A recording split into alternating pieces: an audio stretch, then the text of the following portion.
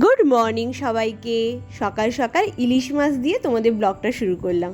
আর এই দেখো, সকালবেলা আমার বর চলে এসেছে সপ্তাহের বাজার করতে। কত ইলিশ মাছ! এবার প্রচুর ছোট ছোট ইলিশ মাছ উঠেছে। তো আমাদের এবার ভালো ইলিশ মাছ খাওয়া হয়েছে, যদিও ছোট ইলিশ মাছগুলো, কিন্তু স্বাদ আছে বেশ। আর তারপর সপ্তাহের ফল বাজার, সবজি বাজার আর মাছ যা যা করার কিনে একেবারে বাড়ি চলে এসেছে। আর এই যে ব্রেকফাস্টে আজকে ছিল গরম গরম লুচি, আলু কুমড়োর তরকারি আর তার সাথে ডিম সেদ্ধ। আমরা সবাই এটাই খেয়ে নিয়েছি। আমার ছেলেও সকালবেলা উঠে একটুখানি খেয়েছে, ও লুচি খেতে ভালোবাসে। আর এখন আমার ছেলে আবার একটু খাওয়া দাওয়ার পর রেস্ট নিচ্ছে, তার সাথে আবার আমিও নিচ্ছি। আজকে তো ছুটির দিন, তাই আজকে আমরা একটু বেশি শুয়ে থাকি। তো আজকে তারপরে আমি ওকে পড়াতে বসে গেছি। তারপর সেই আর ব্লগগুলো করা হয়নি। তারপর ওকে খাইয়ে দাইয়ে এই এখন আমরা নিজেরা খেতে বসেছি। আজকে লাঞ্চে ছিল ভাত বা সাদা ভাত, তার সাথে ছিল হচ্ছে কাঁকরোল ভাজা, আর ছিল হচ্ছে কুমড়ো ভাজা, আর তার সাথে ছিল ডাল আর ঝিঙে পোস্ত আর ইলিশ মাছের ঝোল। এই দিয়ে আজকে দুপুরের লাঞ্চটা পুরো জমে গেছে। আর চারদিকে না আকাশ কালো করে একেবারে মানে ঝমঝমিয়ে বৃষ্টি পড়ছে আজকে। তোমরা তো জানোই কীরকম বৃষ্টি হচ্ছে আজকে সকাল থেকে।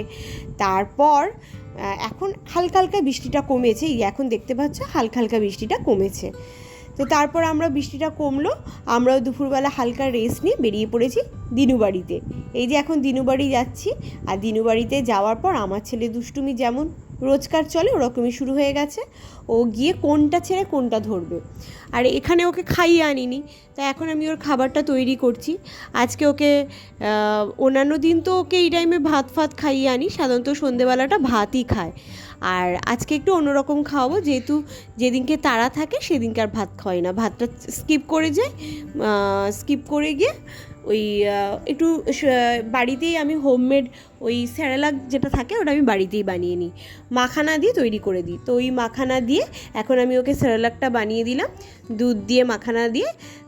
তো ওটা আমি এখন ওকে খাইয়ে দিয়েছি। আর এটাও খেতে প্রচণ্ডই ভালোবাসে। আমি ওকে বলি এটা মাখানার পায়েস।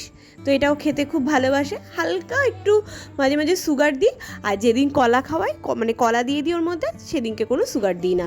সুগার বলতে কিন্তু মিষ্টি দিই। যাই হোক, এটা খাওয়া দাওয়া ওর হয়ে গেল, তাড়াতাড়ি খেয়ে নেয় এটা।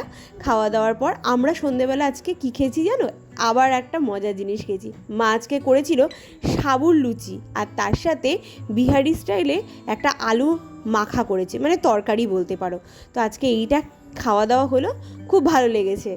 আজকে এইভাবেই দিনটা শেষ করলাম, বেশ খাওয়া দাওয়া দিয়ে দিনটা গেল। চল আজকের মতো টাটা।